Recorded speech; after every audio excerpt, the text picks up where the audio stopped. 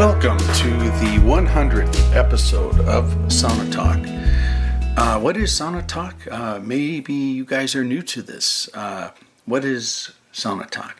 It's a show about the authentic sauna experience, recorded often and preferably on the sauna bench.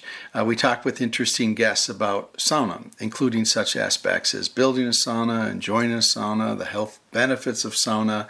And that was written in 2016 when I started this podcast. I started Sauna Times around 2008. What's nice is the continuity of that mission. It's pretty much that way today. It really hasn't altered at all through 99 guests.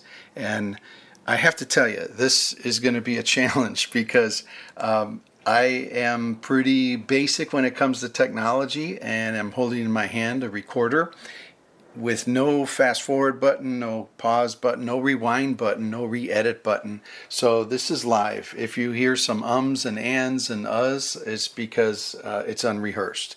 This is a 100th episode, and many people have said, hey, Glenn, do this and do that for the 100th episode. But what I thought I would do is just review these 99 episodes, not all of them. This is going to go quick, I promise, and grab some excerpts out of them. I was challenged literally for weeks on how to grab excerpts from these podcasts, recording software, digital software. I'm going analog, and I hope it works. If the sound is a little off when I grab some excerpts from some of the guests, forgive me for that. It's just a little bit more organic. It's like they say, it's better to do a good job now than a great job later, and I hope that adage holds true here. As I skim through this list, I'm not going to name everybody or not even come close to that, and it doesn't mean that any of those episodes are any less valuable than the ones I'm going to call out to, but I just want to be human about this, and I was the host for all of these interviews. There were moments in every one that was, wow, I'm so glad I'm able to capture this so others can hear. Literally every episode had great moments in it. So this has been a huge challenge for me to try to just get a few excerpts out there and some comments. Yeah, sure, I would have liked to have Rick Rubin as guest number 100 in a big wow, but this is a tribute to those that contributed their time to want to be on the show.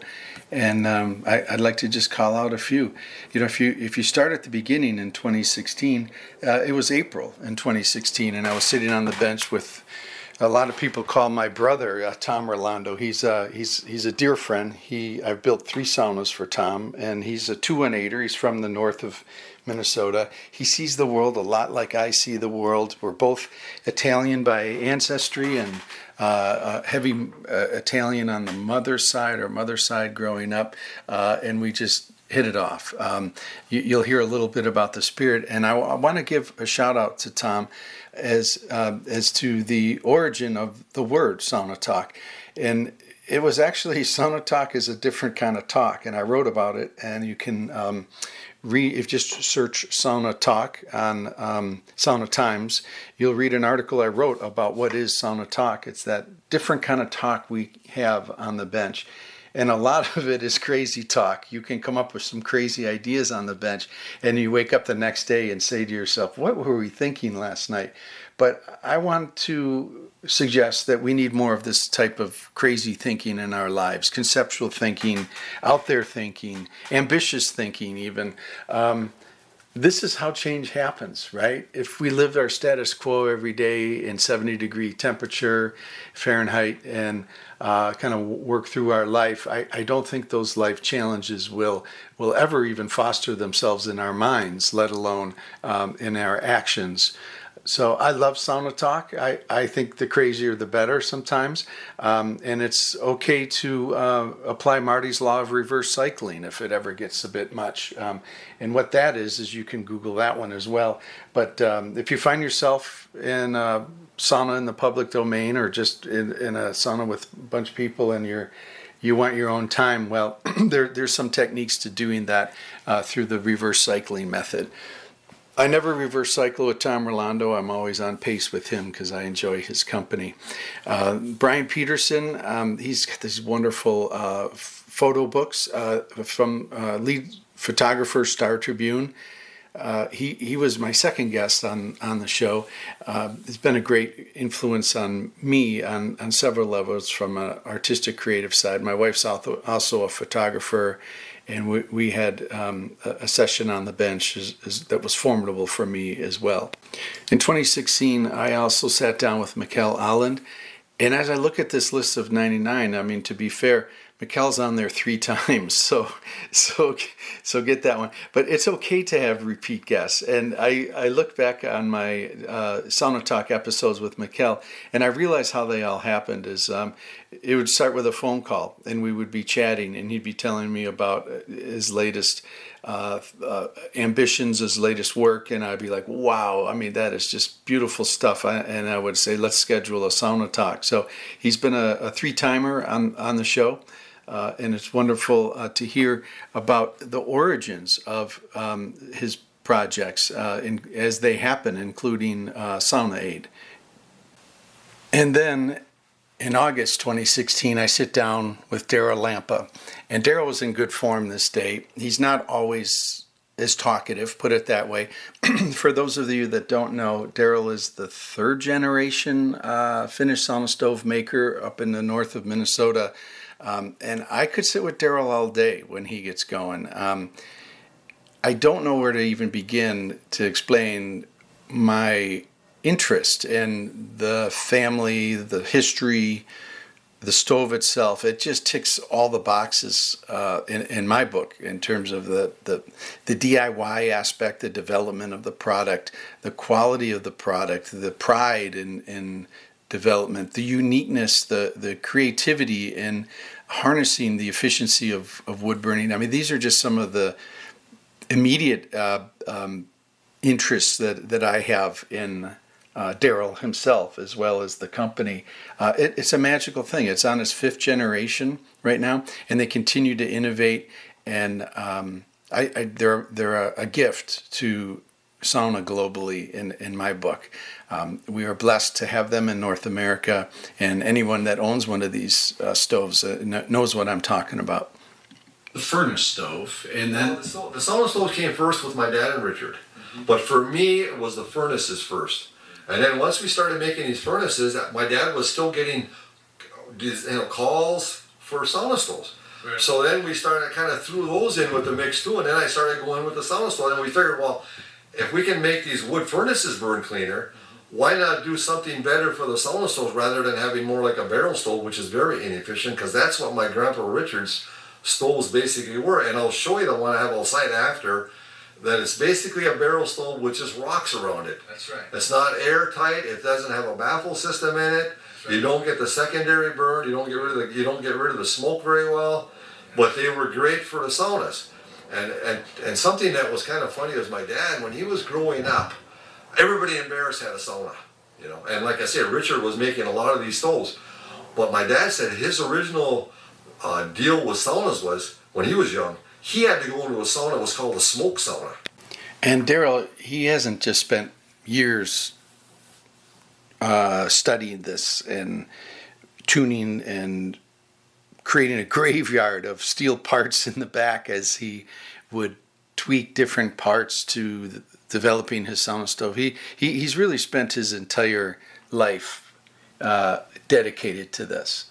Sure, some of those parts. I'll tell you, like what really did it was in my dad's garage we had the test model stoves as we were going, and we would spend hours in there. My dad was the county commissioner at that time and also the mayor. He wasn't in there as much as I was, but I'd get a fire started, and we put a peak hole on the top of it so we could actually look down in the firebox and see how the gases were burning, how much turbulence we had, how our baffle system was working, what we wanted to change and what we didn't want to change. And what I would do is I'd start a fire, get it going, watch it for a while, and if I wasn't happy, I would take and shut the stove off and take that wood that was still on fire out of it, put it in a garbage can, and the whole garage was full of smoke, and haul it outside and let it cool off and start it on fire, because I'm the kind of guy that's not going to sit around and wait another 8 hours or so to start testing something else again.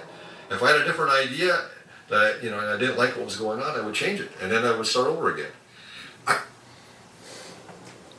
In episode 12, we go behind the scenes with Bill Trotter at the Chicago Sweat Lodge and learn about the mechanics and operation in the builds of a Russian-style banya. Episode 14, we catch up with Scott Olson, best known as the founder and creator of Rollerblade. This is an entirely awesome episode from my point of view. Scott is a forward thinker, super positive, has just great principles of life that I was just so blessed to be able to sit in my backyard sauna with Scott on a cold November day in 2016. Cool.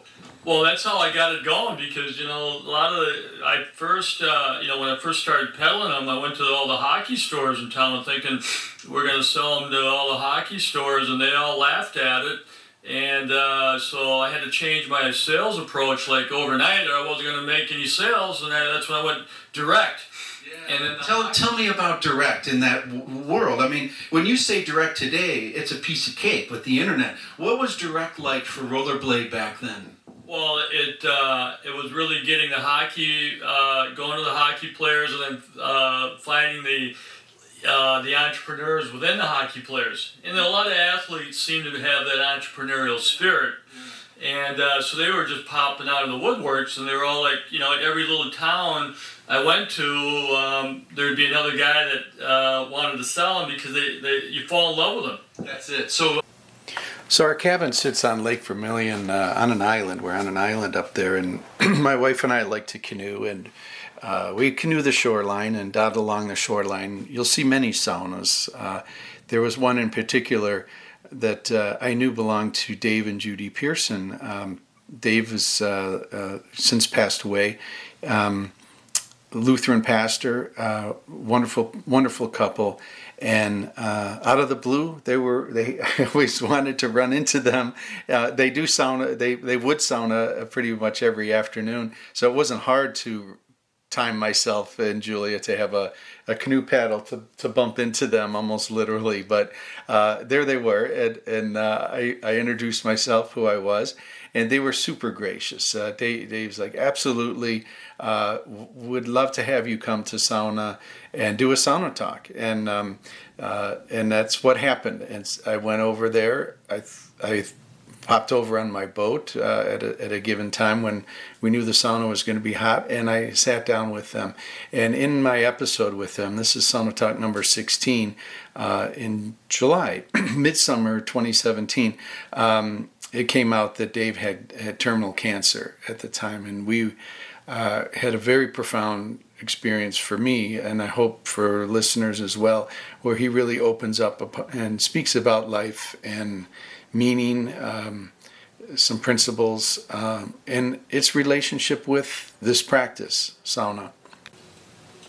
From a detox perspective, and I'm not speaking about alcohol detox or anything, but there's published evidence that using high temperature saunas or baths in tandem with exercise increases a lot of the chemical balances and such within the body, and just stimulates a much healthier lifestyle. And I think as a minister, to me, that's where the spiritual dimension of it comes in, because I think we have such a significant responsibility spiritually to protect and to preserve and to use our bodies to the maximum extent that we possibly can. And when I read this, I thought, this really is kind of putting into a medical perspective something that I felt I've been experiencing, but really can understand more fully now, and recognize the therapeutic value it has for me, even at this juncture in my life when I'm experiencing my own need for getting rid of some of those cancer cells. Sure, no question. In episode 18, I sit down with Wim Hof. That's my name, Wim. Sauna Talk, Wim Hof, the Iceman, And you guys also know Sauna Talk. It's very nice because when you feel alive, and sweating and then getting into the cold, and that is art of living. And that's what I do, and I love it. I got my own sauna at home, and I love to go into the swimming pool. Not just the sauna, it's the whole thing together. Coming together and sharing, and then going into the cold. And you guys know the cold is merciless but righteous. And we talk about his way of sauna. Yeah, sauna is great. Is to start up with dilatation of the veins and everything, and the capillaries. Once again, 80,000 miles we are talking inside of each and every one of us. So the sauna is able to open us up, bring in the thermostat, and thus we are able to go into cold water afterwards. And that's a very good way to not forcefully go into the cold at first, because our vascular system, because of wearing clothes all the time, hasn't been stimulated for a long time. So first get into the heat of the sauna, then into the cold. And then if you do this on a regular basis, then at a certain point you will see that your vascular system, you get more energy, you feel better in your adrenal axis. That means you're powerful. And and then you feel by yourself to go first into the cold water and then into the sauna, and it's so, once again, it's French, fucking rewarding. So it's just get into it, and then have great sharings in the sauna, both and in the cold, and have your vascular system optimized the way nature meant it to be, to bring about all the energy you need, all the energy, and take a bath therein. Nature, cool down in nature and getting into the inner nature, and begin to understand the soul's purpose of being in harmony, fully and in the depth, through the cold and through the heat. Moving on a bit, we're into 2019. There was a pause here. I don't know what I was doing there in 2018. Not too many episodes that year. 2017, 2018. Yeah, isn't that amazing? There was a pause for a little while. I only published one episode in 2018. And then 2019, we had a few here. Daniel Wilson, great guy, episode 21, In My Backyard. I remember that one really well. And we get into March 24th, 2019. Steve Friedrichs, this is episode 25. And I love this episode. Steve's still one of my good buddies, and to me, he's a poster child of the DIY backyard sauna build experience, where we get into the weeds, and I corner him about his build specifically and how he went about it. Episode 28 was recorded on the bench up at Larsmont Cottages in Two Harbors, in the north of Minnesota, and that is where sauna days happened. It was right after the first sauna days in 2019, and it was a great sauna days for me. It was the first one we did. I had come up with this idea a couple years prior because I love that facility. I love that wood-burning sauna that sits right on the shoreline of Lake Superior, I think it's the world's largest freshwater lake. And I kind of manifested this idea in my head. Again, it's kind of Sauna Talk, but Sauna Talk in my own head, about a festival, a gathering of like-minded enthusiasts of this sauna practice, where we could get together up there and maybe do a takeover, a resort takeover, which is not what we did in 2019. I think there was only 25 of us in attendance, but the important thing is everybody left with a smile on their face, and it was a really fun time. And so we sat on the bench with, we had a contest, a giveaway contest, and I sit with the winners, and we talk through sauna days in 2019, episode 28.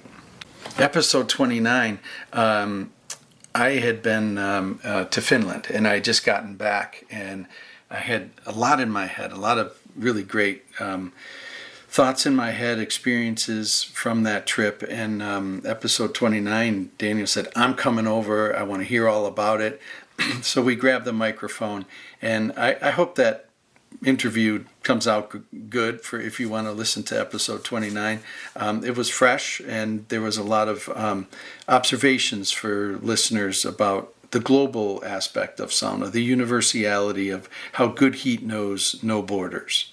Wow, and as you look at it, episodes 30 through 41 are all recorded in Finland with various guests around the country. And you can check them all out, and I'll read them real quickly if you're interested. But we have Jarmo Lehtinen, who was very tricky to get on the sauna bench. He that one was a really good one. He toured with me. He took me around. He met me at the airport in Helsinki, and really was a kind, generous person to bring me around to different saunas in Finland. He did not want to be recorded. He didn't want to be photographed, but I with a lot of pushing and prodding, I got him to sit down with me, and that's episode 30. Episode 32 is with Dr. Jari Laukkanen. He's a cardiologist. We were at his hospital in where he teaches and also performs, as a doctor. And we sat down. I really wanted to get this recorded because, as we all know, his study that was published in 2016. It's a 20-year longitudinal study with over 2,000 men in a survey study on their health practices, where he charts them through their lives. And that study, it really kind of opened the floodgates about the health benefits of sauna, as we know. But what's really unfortunate is a lot of other a lot of other infrared hucksters hitch their wagons to this study and claim it for their own method of sweat therapy. And I really wanted to get it down about what this study was about. And it's obvious to you listening and to me that it was about Finnish sauna, like the sauna that we know with heat, steam, and ventilation. But it's not obvious to a lot of journalists that were reporting about the study. It's not obvious to the marketing of infrared hucksters that hitch their wagons to it. So part of this episode, you will hear me ask some very particulars about the study, like who the participants were, what kind of sauna they were using, what the protocols were. So Dr. Jari Laukkanen. Yeah, I agree. We really need evidence. I am comparing the evidence what we have from sauna and sauna studies. It is still quite limited if you compare the studies on diet or exercise. So we really need more studies in different populations, not only in Finland but also elsewhere.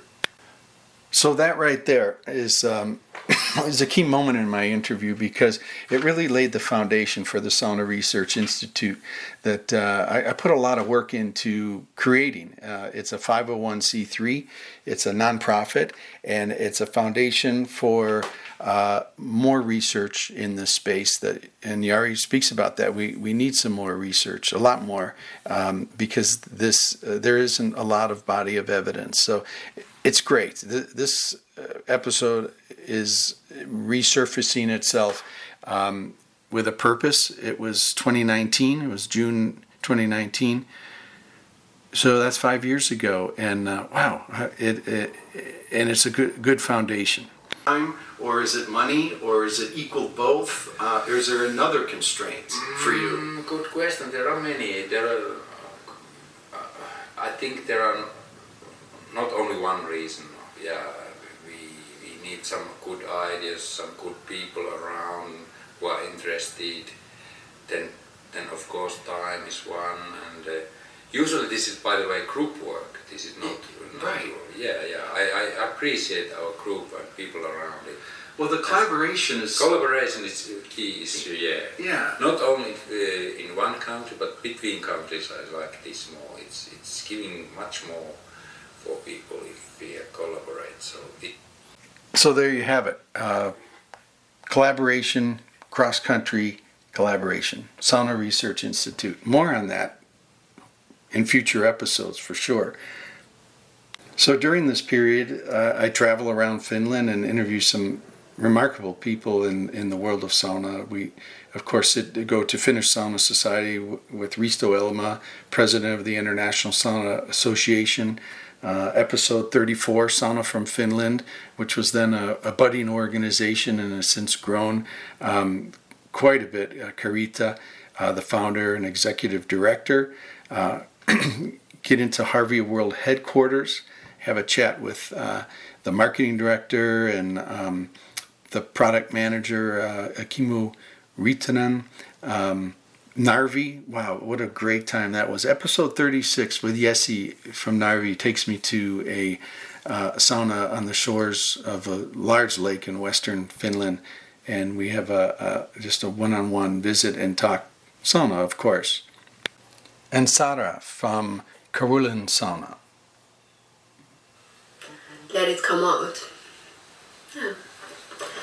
We have lots of I guess the thing is that I truly love sauna, and I always, Monday, Tuesday and Wednesday, I'm having sauna with my guests. Right.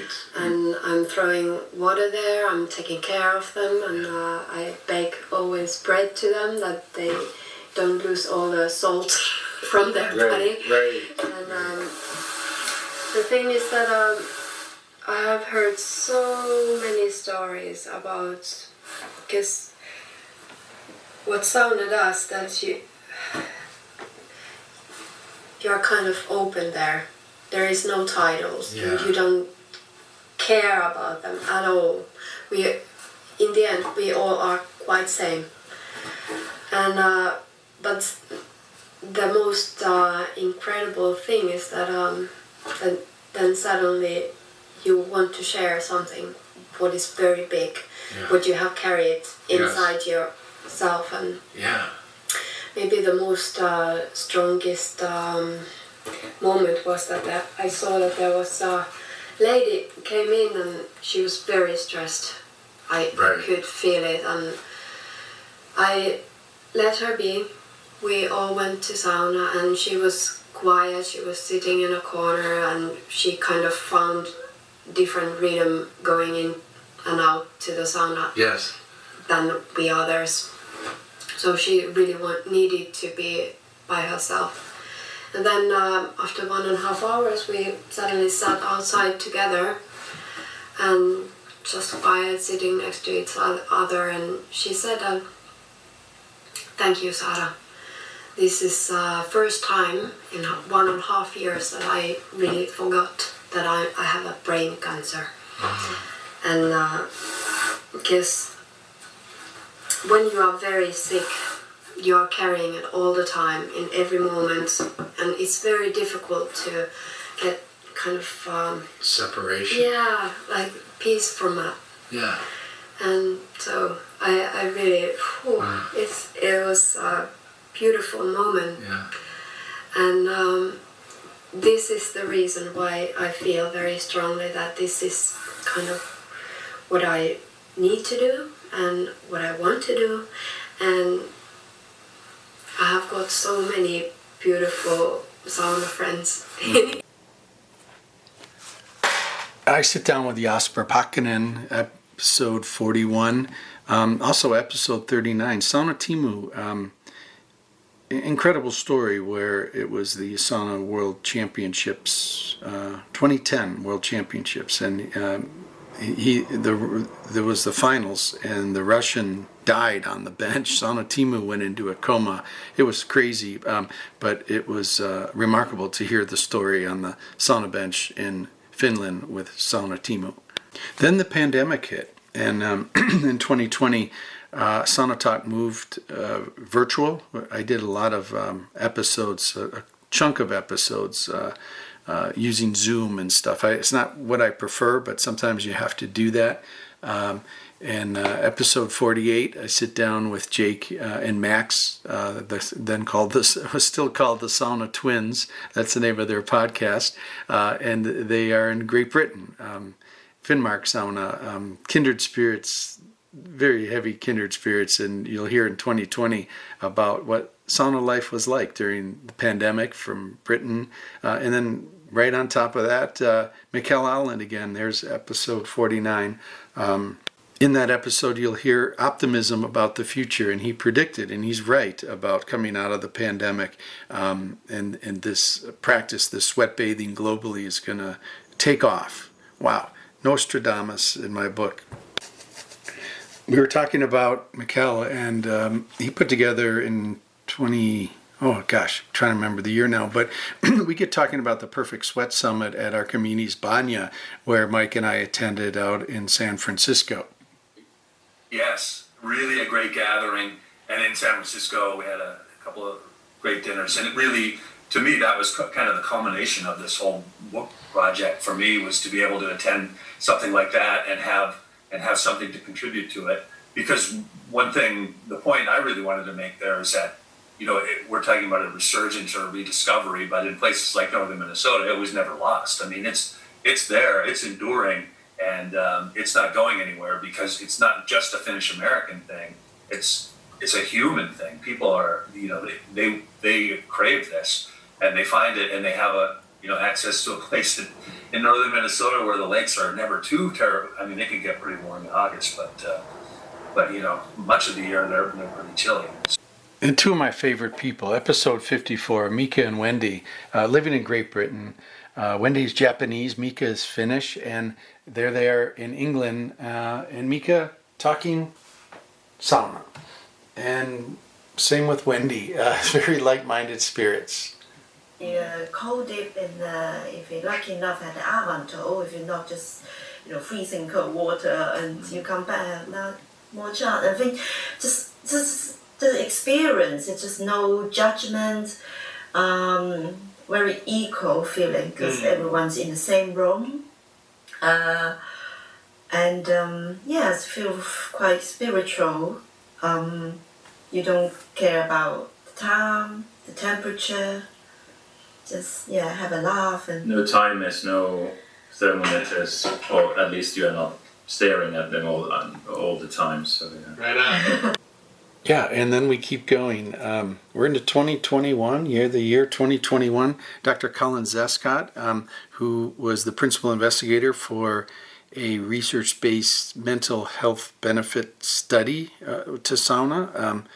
Very enlightening visit with him. Sauna Sherpa, Chemo Ratio, episode 56. And I'm a proponent, and I know Glenn, you are, of wood burning as opposed to others, but that doesn't make others bad, so just don't misinterpret it. Mm-hmm. But yeah, I love the wood burning. I love the simplicity, frankly, of setting this stove up and turning it on. It's one of the few things in life that I don't have a switch, a click, a button, a something, a password. I mean, I can just focus on it, and it really is an engine. And it provides a high density heat. And on this particular stove, we've got a sidecar of water. I'd say that's about 6, maybe 7 gallons of water. Mm-hmm. And that holds a lot of heat in that water. It's saddled up next to the stove. So I like that a lot. I love the ability to kind of, again, I don't know the Finnish word, but to splash the stones gently in a way. Lolu. It doesn't, overwhelm you, but it embodies you, and it pulls out more. I then traveled to Buffalo, New York, my hometown, and meet for the first time Alex Blyshuk. I guess you could call Alex a professional steam master or Venic treatment guide. He's a depth of knowledge in this space. He runs B Saunas USA, spends most of his days building saunas, selling saunas, servicing people with their saunas. But this is his heart, the Venic treatment. You don't go to the sauna, to banya without Venic. This is a must too, and I never go right now. Sometimes if I'm not in the mood, if I'm in the mood just to warm up a little bit, then I'll go without Venic. And now it's must have too inside the banya. So Venic is basically what it is a bunch of twigs. You collect it in the summertime off of oak tree. Oak tree, birch tree is our most popular because oak tree hold leaf better than let's say maple. I do have vanics, make vanics from maple. They're really good, but it's only for one-time use, and then the leaves fall out. So so a bunch of twigs, you collect it in summertime, you put them together, you dry it, and you just put in a cardboard box and store it in the basement. So there is different techniques how to do it, and there is a lot more species too, besides oak and birch. And a vanic has natural oils. So like oak vanic has different oils. You get the aroma, you get the oils, and plus the main purpose of the vanic in the banya is you can control the heat, the amount of pressure and heat I can apply to your body, to your joint, to your muscle. I can warm you up with a whisk, apply hot, make them hot, and apply heat, hot compress to any part of your body. I can really warm it up, or you said you cannot even hold, or I can do it softly. The second thing is aroma. By when you put the vanic, steam on the vanic, it smells the aroma inside the sauna from a fresh birch or a fresh oak or eucalyptus.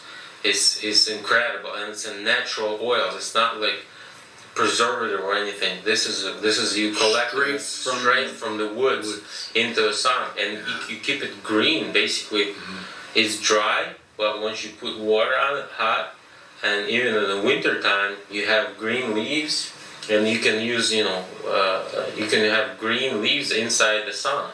Episode 67, you'll hear plenty of guests from Sauna Days 2022, and that's a great one to listen in on. If you have any interest in coming to Sauna Days, this will give you a great flavor of what that event is about. Bruce Orrick, former U.S. ambassador to Finland, really took to the country, and the people took to him. He fell in love with smoke sauna, fell in love with sauna. I mean, obviously, is part of the overall experience of what is going on in Finland, and explains it this way. Curious about your thoughts on that. Well, it's funny. And it's particularly funny when you're in Finland. How Finland, for the last few years, has been ranked the happiest country on the planet. You know Finland, you know Finns, I know Finland and Finns. They're not, dancing around, and you look at them and you go, they don't look exceptionally happy. But what they are is there's this, they have something that very few people have, very few nations have, and that is a sense of what is enough. Right. It's not about, they don't have to have the $300 million yacht and the private planes and the Ferraris, and sure, we like a little gig on that. But for most people, it's not that. What makes them content, what makes them happy are some really fundamental things, which are tied to I think, nature. Going out and collecting mushrooms or blueberries, or and being in nature and being in a sauna, getting the sauna, right, experiencing that connection with your physical self, right, and let's come on, you are stripped down, you're bare ass naked, right? There's not like you're going in and saying, hey, here's my latest Givenchy bathing suit. It's not nothing, right? Episode 79, Marishi Mushida from the Japan Sauna Institute. We learn a lot about the Japan sauna culture in this episode. Episode 81, Mikkel Alland. Is that Sauna Aid is more than just an initiative of the International Sauna Association, or you or me or any of us individually working on it. It's a concept that can be applied anywhere in the world, almost any time, by anyone who wants to see the world a better place.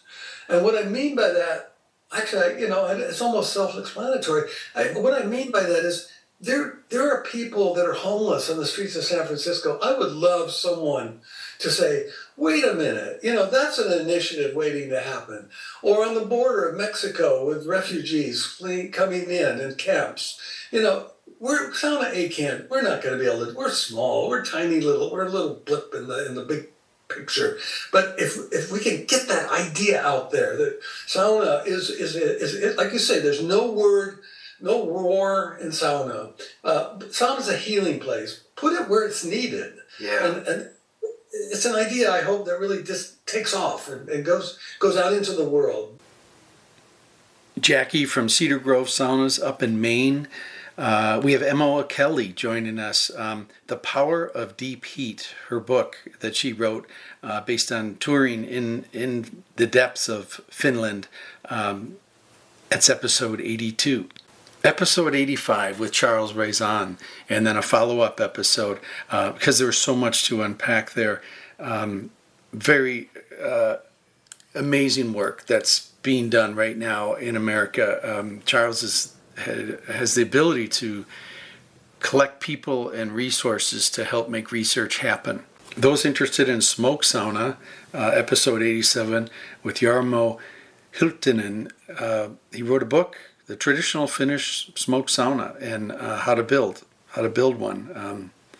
We sat down and kind of picked apart his book. Episode 94 with Jake Newport. He flew from England to come to Minnesota, come to Sauna Days, and we came up a day early, which was a great move. We sat on the bench together the Wednesday before Sauna Days started, so Jake was able to decompress, from some jet lag, his sore back, the poor guy, laid on the grass, the cold grass, on a cold night, cool night. It was May up in Two Harbors, and we Sauna Talk from there.